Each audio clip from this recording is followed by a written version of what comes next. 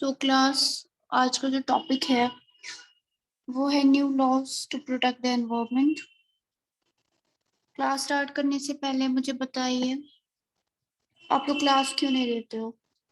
आज बहुत सारे स्टूडेंट्स आए हैं जबकि क्लास में या तो दो स्टूडेंट्स होते हैं या तो एक ही स्टूडेंट होता है और कभी वो भी जल्दी लीव कर जाते हैं। आप मुझे बताइए, आप सबकी अटेंडेंस 0 है एसएसटी में, जबकि बाकी के जो सब्जेक्ट्स है आपके, उसमें आपने काफी अच्छी खासी क्लासेस अटेंड की है।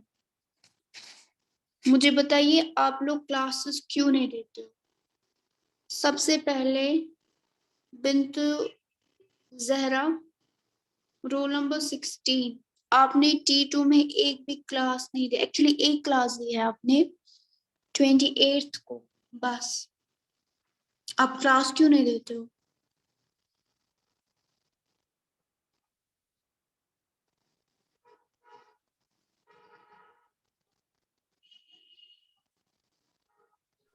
अस्सलाम वालेकुम मैम। वालेकुम सलाम। मैम मेरे पास फोन नहीं था।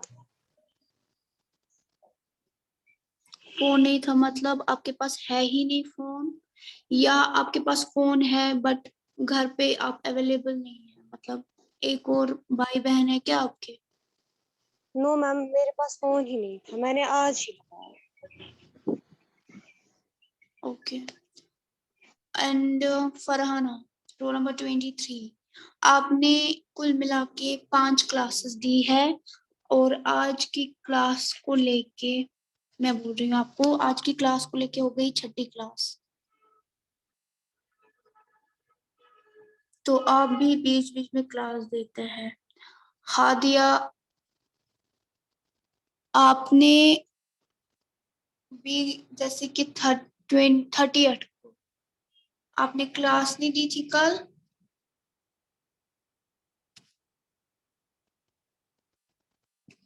Hadiya, yes ma'am. आप कल प्रेजेंट थे? नहीं।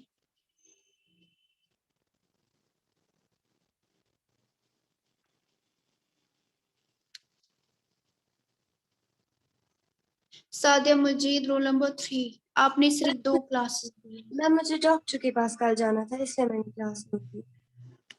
ओके। सादिया मजीद, रोल नंबर 3।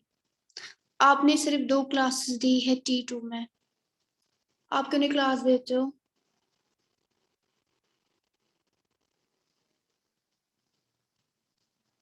बताइए।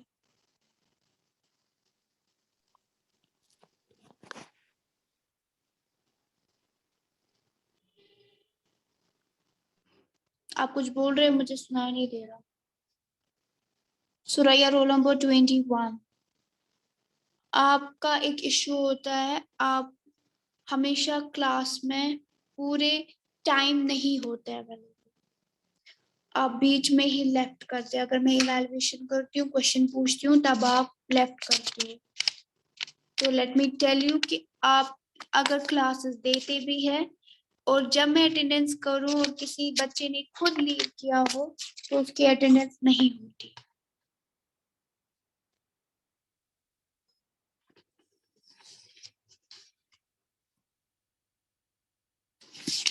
हैदर, आपने भी एक दो बार क्लास दी थी बट आपने खुद लीव किया था। एंड कल आपने क्लास दी पूरे टाइम, कल आपकी अटेंडेंस हुई। तो अगर आपको क्लास देनी है, आपको पूरे टाइम अवेलेबल रहना है, तभी जाके आपकी क्लास, आपकी अटेंडेंस जो है वो यहाँ पे मार्क प्रेजेंट की जाएगी, अदरवाइज नहीं।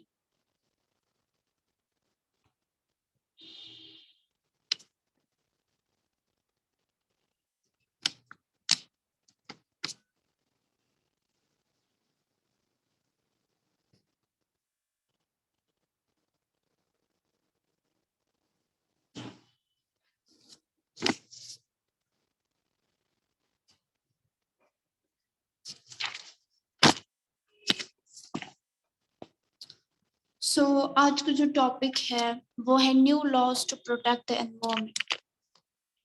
तो अभी तक हमने पढ़ा इंडस्ट्रियल एक्सप्लोजन्स के बारे में, हमने सेफ्टी लॉस के बारे में पढ़ा, इन्वेस्टमेंट के बारे में पढ़ा कि किस तरह एक कंपनी जो है वो इन्वेस्ट करती है, पैसे लगाती है अपनी कंपनी के अंदर, एंड उसी हिसाब से कंपनी के अंदर मशीनरी आती है या सेफ्टी मेजर्स आ सकते हैं। लाइक मैंने कल भी आपको एग्जांपल दी थी कि हम लोग अलार्म लगाते हैं बिल्डिंग्स में, अगर कहीं पे फायर ब्रोक आउट हो जाती है तो अलार्म बज जाता है, और उसी से वर्कर्स या बाकी सारे लोग जो फैक्ट्री या किसी भी इंस्टीट्यूशन में प्रेजेंट होते हैं, उन्हें लगता है कि फैक्ट्री में आग लग गई है तो वो अपनी जान बचा के भाग जाते हैं। लेकिन अगर मतलब बिल्डिंग में या किसी कंपनी में इस तरह के इक्विपमेंट्स नहीं लगाए हैं तो कोई भी एक्सीडेंट वहां पे होगा किसी को पता नहीं चलेगा। सेकंड, हमें एनवायरनमेंट का भी ख्याल रखना है कि ये जो इंडस्ट्रियल वेस्ट निकल के आता है एनवायरनमेंट से खराब हो जाता है, डिग्रेड हो जाता है, पानी कंटेमिनेट हो जाता है, बहुत गंदा हो जाता है, तो हमें उस चीज का भी ख्याल रखना है। अब कुछ ऐसे लॉज पास किए गए ताकि हम इंडस्ट्रीज के ये जो निकलता हुआ धुआं है, ये जो वेस्ट है, इससे जितना भी नुकसान हो रहा है, चाहे जान का नुकसान हो रहा है या माहौल का नुकसान हो रहा है, उससे बचने के लिए हमने कुछ लॉज बनाए थे। तो एनवायरनमेंट इंडिया में 1984 प्रोटेक्ट करने के लिए एनवायरनमेंट को बहुत सारे लॉज को इन्फोर्स किया गया,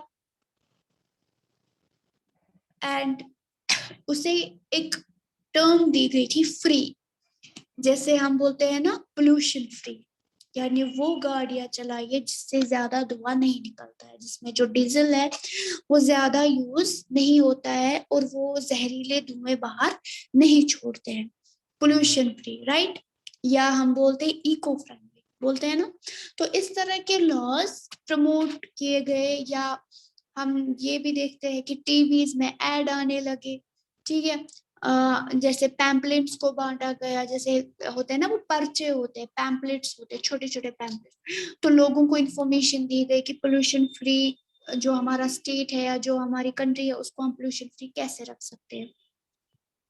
एंड कोई भी इंडस्ट्री अगर वो पोल्यूट कर रही है किसी एयर को, वाटर को, तो उन्हें तब काम करने दे विदाउट एनी रेस्ट्रिक्शंस, उन्हें तब काम करने दे जब वो पोल्यूशन फ्री डिक्लेयर हो जाए, ठीक है। सो अगर ये हमारे रिवर्स की बात है, ग्राउंड वाटर की बात है, तो जहां पे भी एनवायरनमेंट पोल्यूट हो रहा है या जो लोग हैं, लोगों की हेल्थ जो है वो डिसरिगार्ड की जाती है, वो नजरअंदाज की जाती है, तो वहां पे इस तरह की चीजों को रोकना बहुत जरूरी है। सो ये सिर्फ यूसी लाइक जो हमने Bhopal gas tragedy, union cabinet, ठीक है, तो वो जो प्लांट था जिनसे वो भोपाल गैस ट्रेजेडी हो गई थी, तो ये सिर्फ उन्हीं के लिए नहीं है कि उन्हें अपना स्टैंडर्ड जो है उन्होंने लो रखा तो उन्हें थोड़ा हाई करना चाहिए, उन्होंने पैसे खर्चाने मतलब पैसे नहीं खर्चाए, उन्होंने पोल्यूशन चेक नहीं किया, वो क्लीन अप प्रोसेस नहीं करते हैं। यूएस के अंदर अगर आप देखोगे, वैसे तो ये यूएस की कंपनी है लेकिन इन्होंने ये चीज इंडिया में की, यूएस के अंदर मत की, क्योंकि वहां पे स्ट्रिक्ट लॉज है, वहां पे अगर मतलब पोल्यूशन प्रोसेस चेक नहीं किया गया, प्रोडक्शन प्रोसेस रुक सकता है, वहां उस कंपनी को एकदम से बंद कर देंगे। लेकिन ये सारी गलती उन्होंने इंडिया में की, ठीक है। एंड यहाँ से पता चलता है कि हमारी गवर्नमेंट कितनी सोई हुई है, और वो जो भी लॉज बना रहे हैं उन पे बिल्कुल भी ध्यान नहीं चलता। तो भोपाल गैस डिजास्टर जो हुआ है उससे हमारा एनवायरनमेंट का इशू भी सामने आया, यानी भोपाल गैस ट्रेजेडी से हमें पता चला कि कितने सारे नुकसान हो सकता है, कितना सारा मतलब जो जानी नुकसान हो सकता है, हमारे माहौल को कंटेमिनेट कर सकता है।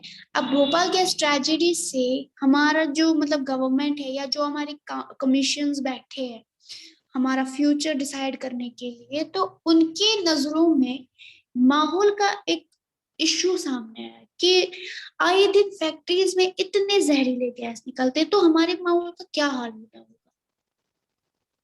तो वो लोग, वो थाउजेंड्स ऑफ लोग जो फैक्ट्री से एसोसिएट नहीं है, यानी जो फैक्ट्री में काम ही नहीं करते, वो डायरेक्टली इफेक्ट हो जाते हैं। क्योंकि ये तो ग्लोबल कॉमन है ना। ग्लोबल कॉमन का मतलब जैसे हवा है, जैसे अर्थ का क्रस्ट है, ठीक है। तो ये जो हवा है हम कंज्यूम करते हैं, ठीक है, हम अंदर लेते हैं, सांस लेते हैं, इस हवा पे तो सबका हक होता है ना। अब ऐसा तो नहीं कर सकते ना, आप बोलोगे किसी को कि गंदा हवा है आप कंज्यूम ना करें, तो वो जिंदा कैसे रहेगा। या हम ये बोलेंगे कि हमारे लिए कुछ फ्रेश हवा होनी चाहिए, जैसे पानी है, पानी में चॉइसेस है, आप मिनरल वाटर पी सकते हो, बॉइल्ड वाटर पी सकते हो, या आप गंदा वाटर भी पी सकते हो, या आपकी चॉइस है। लेकिन हवा में तो कोई चॉइस नहीं है ना, एटमॉस्फेयर तो वो सेम रहेगा ना। समझ आया। तो वहां पे हम किसी को रोक नहीं सकते कि आप कंज्यूम ना करें। तो इसका मतलब अगर माहौल गंदा होता है किसी और की वजह से, उससे इफेक्ट होते हैं बहुत सारे लोग जिनकी कोई गलती भी नहीं होती है। या भोपाल गैस ट्रेजेडी के अंदर जो आसपास के वो लोग थे जिनके घर जले, गैस उनके घरों के अंदर चली गई, वो भी भोपाल गैस ट्रेजेडी से रिलेट नहीं करते थे। वो तो उस प्लांट में काम ही नहीं करते थे, बट स्टिल उनको उसकी कीमत चुकानी पड़ी। समझ आया। सो यहाँ पे लोगों को ये जो गैस ट्रेजेडी हुई, लोगों को यहाँ पे रियलाइज हुआ कि ये जो एग्जिस्टिंग लॉज है ये काफी वीक है, ये सिर्फ इंडिविजुअल ये जो वर्कर है उसको कवर करने के लिए है, ना कि इसलिए कि अगर क्या हो गया आप लोगों को। सादिया मजीद माइक बंद कीजिए। सो ये जो एग्जिस्टिंग लॉज है तो ये काफी वीक है, एंड ये सिर्फ मतलब इंडिविजुअल को कवर करने के लिए, मतलब कि हाँ नाम के लिए सिर्फ लॉज है। अदरवाइज कोई अगर इंजर्ड हुआ, कोई मतलब इंडस्ट्रियल एक्सीडेंट हुआ, वो क्यों हुआ, इससे बचना चाहिए। अगर लॉस है तो इस तरह की गलतियां नहीं होनी चाहिए, बट स्टिल हो रही है, इसका मतलब ये लॉस सिर्फ कवर अप करने के लिए। समझ आया। सो इन रिस्पॉन्स कि ये जो हमारे एनवायरमेंटल एक्टिविस्ट्स हैं, लाइक एनजीओज वगैरह है जो आए दिन रैलीज निकालते हैं, ठीक है। तो काफी सालों बाद जब भोपाल गैस ट्रेजेडी है तो इंडियन गवर्नमेंट ने मतलब प्रेशर में आके, जब उन पे प्रेशर पड़ा कि आपको नए लॉज इंट्रोड्यूस कर देने चाहिए, तो उन्होंने काफी सारे लॉज इंट्रोड्यूस किए, ठीक है। तो देखा गया कि जो प्ल्यूटर है, प्ल्यूटर का मतलब वो इंडस्ट्री जो प्ल्यूट करती है चीजें, ठीक है, वहां पे एनवायरनमेंट जो है वो चेक मतलब वो काफी डैमेज होता है, अगर होता है तो उसको बंद कर दिया गया, अगर नहीं होता है तो वो चालू रह सकते हैं। And environment is something that जो हम इक्वली शेयर करते हैं और हम जनरेशन से शेयर करते हैं। हमारे बाप दादा, फोर फादर्स, वो भी इसी एनवायरनमेंट में रहते थे, और उनके टाइम पे काफी फ्रेश एयर होता था, मतलब पानी गंदा ऐसा तो होता ही नहीं था। वो डल का पानी ऐसे कंज्यूम करते थे। आजकल हम कर सकते, बिल्कुल नहीं कर सकते क्योंकि इतना गंदा पानी हो गया है, ठीक है। दूसरा मतलब इससे इंडस्ट्रियल डेवलपमेंट रुक जाएगी, मतलब कि अगर हम ये सब सारी चीजें करना बंद करेंगे, it could be destroyed may be, but may be not, हो भी सकता है नहीं भी हो सकता है। इंडस्ट्रियल डेवलपमेंट रुक भी सकती है, नहीं भी रुक सकती है। मतलब कि मैं आपको ऐसे बोलूंगी, अगर कोई इंडस्ट्री है वो इतनी इंपॉर्टेंट है, अच्छी अच्छी चीजें वो प्रोड्यूस करते हैं, लेकिन उनके फैक्ट्री से क्या होता है, धुआं निकलता है, मतलब एनवायरनमेंट काफी डिग्रेड होता है। तो होता ये है कि हम लोग क्या कर सकते हैं, उनपे रोक लगा सकते हैं। अब उनसे जो निकलती है चीजें, तो वो ऑब्वियसली उनका भी नुकसान है, तो वो लॉस मतलब लॉस पे चलने के लिए मजबूर है क्योंकि उनका नुकसान होगा ना। उसके बाद अगर ये मामला जैसे एनवायरनमेंट हमारा फंडामेंटल राइट मतलब डिक्लेयर किया गया कि हम फ्रेश एनवायरनमेंट में रहना, ये हमारा फंडामेंटल राइट है, तो काफी कोर्ट में इसकी सुनवाई की गई, काफी पेटिशंस हुए, ठीक है। जैसे कि आपने देखा होगा Subhash Kumar versus state of Bihar, यानी यहाँ पे बिहार और सुभाष कुमार जो उसकी इंडस्ट्री थी उससे निकलता था धुआं, तो वहां पे उस पे केस हो गया बिहार में, और हाई कोर्ट सुप्रीम कोर्ट ने क्या किया, राइट टू लाइफ के तहत जो आर्टिकल 21 है हमारा, तो हम पोल्यूशन फ्री वाटर पी सकते हैं, पोल्यूशन फ्री एयर इंजॉय कर सकते हैं, ये हमारा राइट टू लाइफ है। तो गवर्नमेंट यहाँ पे मतलब बीच में आ गया कि सुभाष की जो कंपनी है उसे बंद किया जाए, ताकि जब तक ये एनवायरमेंट मतलब फ्री पोल्यूशन वाले इक्विपमेंट्स यूज ना करे हेवी इंडस्ट्रीज में, तो तब तक ये जो इसकी इंडस्ट्री है वो बंद रहेगी। ठीक है। होता ये है कि जो गवर्नमेंट है वही रिस्पॉन्सिबल है, उनको लॉ सेटअप करने हैं, फिर उनको पोल्यूशन चेक भी करना है, उनको देखना है रिवर्स क्लीन है या नहीं है। ठीक है। और जो पोल्यूट कर रहा है स्टिल लॉज के इंट्रोड्यूस करने के बाद भी जो पोल्यूट कर रहा है उसके ऊपर फाइन लगाए, हेवी फाइन, छोटा मोटा फाइन नहीं, हेवी फाइन, ताकि वो लोग उनको सबक मिल जाए। ठीक है। एंड एनवायरमेंट, जैसे कि हम पब्लिक फैसिलिटीज पढ़ रहे थे पिछला टॉपिक, तो एनवायरमेंट भी, एक क्लीन एनवायरमेंट भी एक पब्लिक फैसिलिटी है। यानी कि ये जो लोग हैं वो किस एनवायरमेंट में रह रहे हैं, गवर्नमेंट को ये भी तो देखना है ना। थोड़ी उधर लोकेलिटी में मतलब जैसे कि 5-6 इंडस्ट्री होंगी, वहां पे लोगों को बोलेंगे चलिए रहिए, या आपके लिए जमीन अच्छी है, कंफर्टेबल जमीन है, ऐसा नहीं है। लोगों को देखना है, जैसे कि आए दिन हम लोग क्या करते हैं, कोई भी कंपनी, कोई भी स्कूल खुलता है, कोई भी हॉस्पिटल, तो पहले उनको गवर्नमेंट की परमिशन लानी होती है ना। अगर गवर्नमेंट को लगता है कि ये हेल्थ हैजार्ड क्रिएट कर सकता है तो वो परमिशन नहीं देते।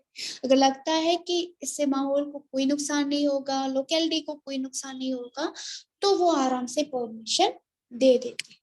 ठीक है। एंड रिसेंट ईयर्स में ये हुआ कि कोर्ट भी, जुडिशरी भी जुड़ गए इसके साथ।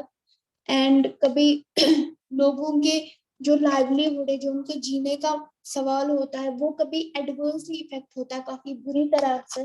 तो एनवायरमेंटल इश्यूज पे जो ये जुडिशरी है उन्होंने अपना जो जजमेंट है वो देना स्टार्ट कर दिया।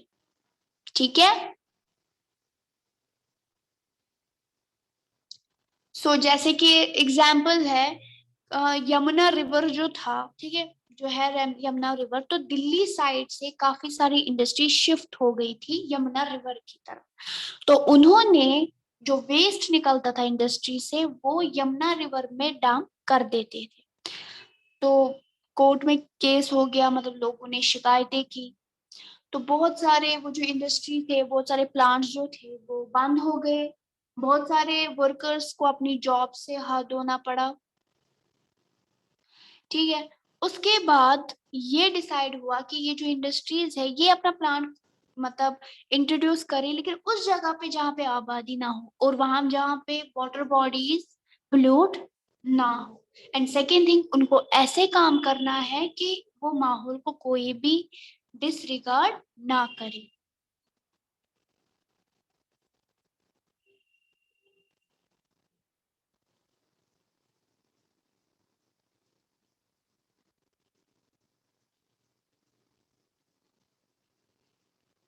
या स्लम्स होते हैं, झोपड़पट्टी। ठीक है। आप देखो वहां पे, वहां की जो गलियां होती है वो कितनी गंदी होती है, जबकि शहर इतने साफ होते हैं, वहां पे म्युनिसिपैलिटी वगैरह जो डिपार्टमेंट होता है वो इतना स्ट्रिक्टली मतलब रूल्स को फॉलो करते हैं। तो अगर हमें शहर को साफ रखना है, बीमारियों से लोगों को बचाना है, तो हमें पहले स्लम्स को साफ करना होगा, क्योंकि वो भी शहर का हिस्सा होता है, शहर की ब्यूटिफिकेशन का हिस्सा होता है। जो शहर की खूबसूरती होती है वो स्लम्स में भी होती है। तो अगर हम स्लम्स को क्लीन करें, ठीक है, ये अवेयरनेस उनमें भी लाए कि आपको अपना घर क्लीन करना है, टॉयलेट वगैरह बनवाने हैं, तो वो बीमारियों से बच जाएंगे, क्योंकि ये उनका ही फायदा है। तो ये एक चैलेंज है, बेसिकली ये चैलेंज अभी पूरा नहीं हुआ है।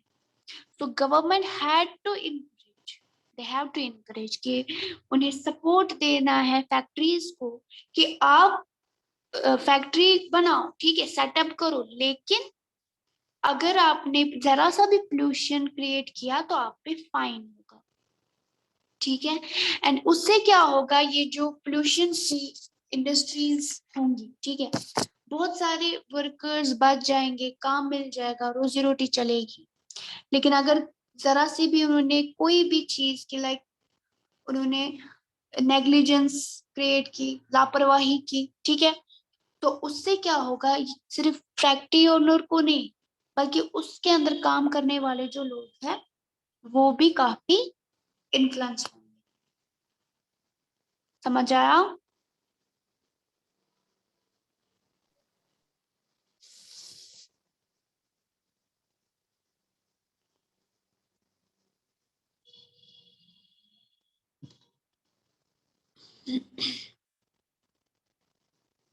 सो अगर कंक्लूजन की यहाँ पे बात की जाए तो लॉज काफी नेसेसरी है। कंक्लूजन में हम ये लिख सकते हैं, ठीक है।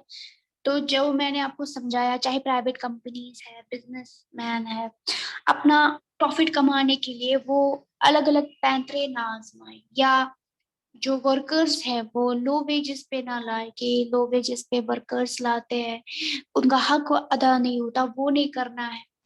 और अगर आपने कोई अगर मान भी जाता है लो वेजेस पे, इसका ये मतलब नहीं है कि उसको पोर मतलब पोर हेल्थ कंडीशंस में आपको काम करने के लिए दे।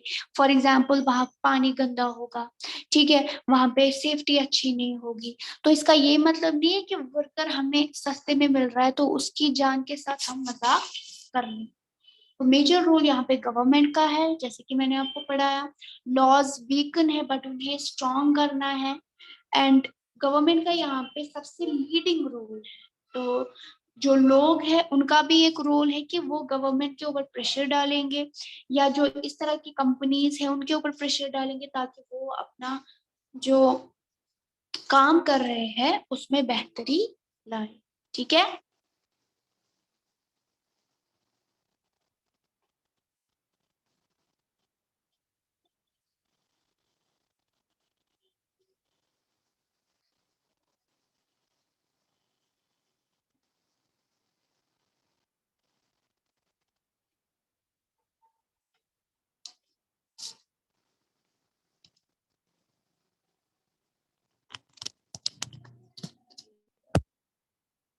ये चैप्टर हो गया। इसकी क्वेश्चन आंसर्स मैं आपको व्हाट्सएप कर दूंगी, ठीक है। एंड आपको पढ़नी है अब जम्मू एंड कश्मीर की इंक्लूसिव पॉलिसीज।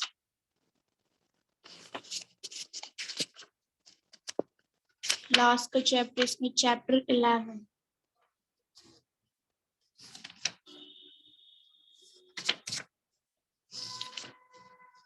उसके बाद आपको बार्टर सिस्टम वगैरह पढ़ना है, वो इकोनॉमी में आएगा, इकोनॉमिक्स का, तो वो हम पढ़ेंगे। टैक्सेशन वगैरह, मनी बार्टर सिस्टम क्या होता है, पेपर मनी के बारे में। इसमें कोई क्वेश्चन नहीं है बट आपको ये चीजें पता होनी चाहिए, व्हाट इज बार्टर सिस्टम वगैरह, या मनी किस तरह आई थी, पेपर मनी का एवोल्यूशन कैसे हुआ, इंश्योरेंस कौन कौन सा इंश्योरेंस होता है, टाइप्स ऑफ इंश्योरेंस वगैरह।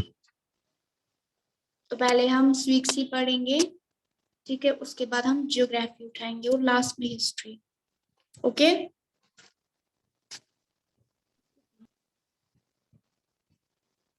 आपकी अटेंडेंस होगी, आप लोग लीव कीजिए।